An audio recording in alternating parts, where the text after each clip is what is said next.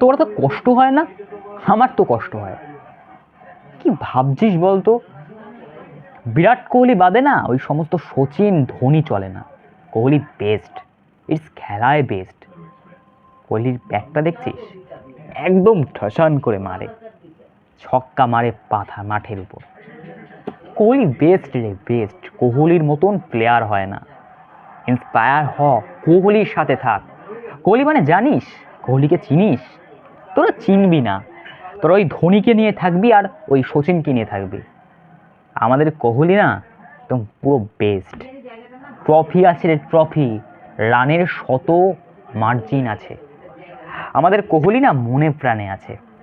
কোহলি এমন একটা নাম, যে নামটা দেখলেই একদম মেজাজ দিয়ে ব্যাটিং করে, ঠস দিয়ে বল করে। সত্যি কোহলির মতো হতে পারবি তোরা? যা তো এখান থেকে।